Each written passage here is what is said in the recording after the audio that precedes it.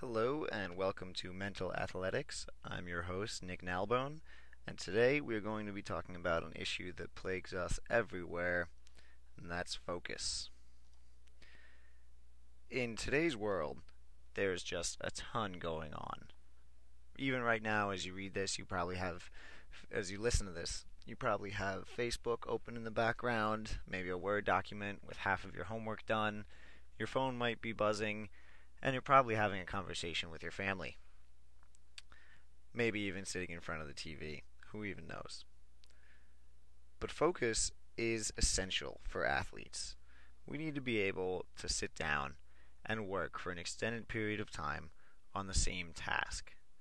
And even once we've developed the knowledge and technical skills to be an elite athlete, focus and concentration can really determine our success or our failure.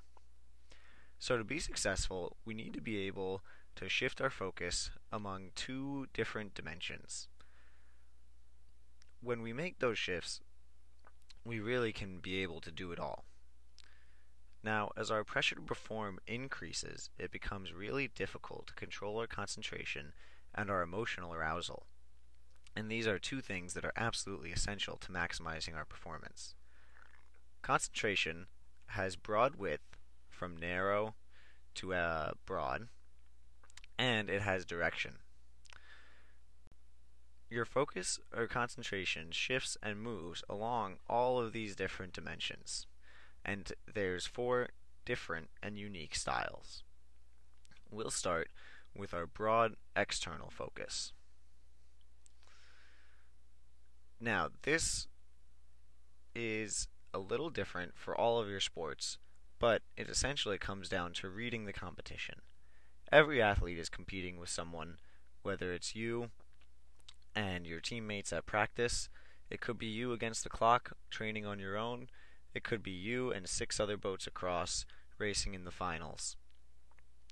Reading the competition is absolutely pivotal because you need to be able to respond and change your strategies based on those of the people around you. Now, when we take that broad focus and we move it internally, we see a little bit different style.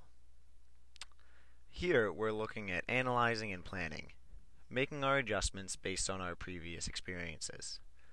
As a rower, that means that I take feedback from last week's race and pour it into this week's. I change my strategies, I change my game plan. For a narrow internal focus, that's something we'll get into a little bit later in another episode, but that means that we're rehearsing and perfecting. We're practicing, we're putting in the work, we're thinking mentally, and we're getting ready for our races. Our narrow external focus is used when we are trying to attack, when we're racing, when we are executing our plans, and we are performing. And then we're back. All 4 of these dimensions are interrelated, and we need to learn to control all 4 of them to really be successful.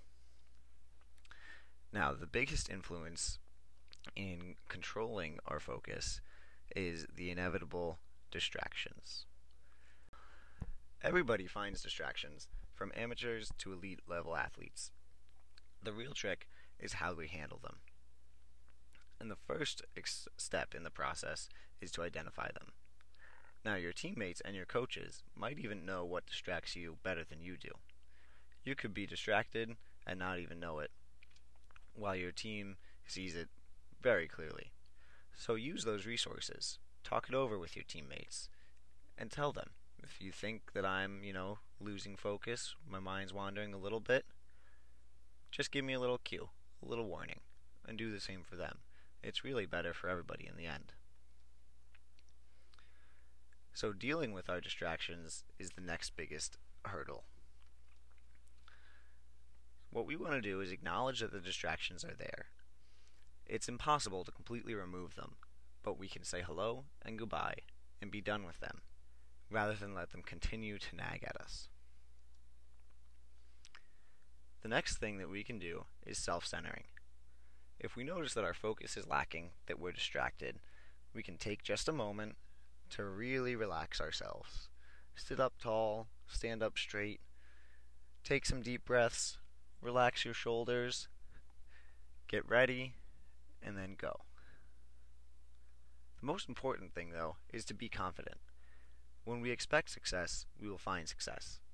And how we carry ourselves all the time about our daily lives can influence how we perform on the field. Until next time, I'm Nick Nalbone, and remember, think it, feel it, see it, and do it.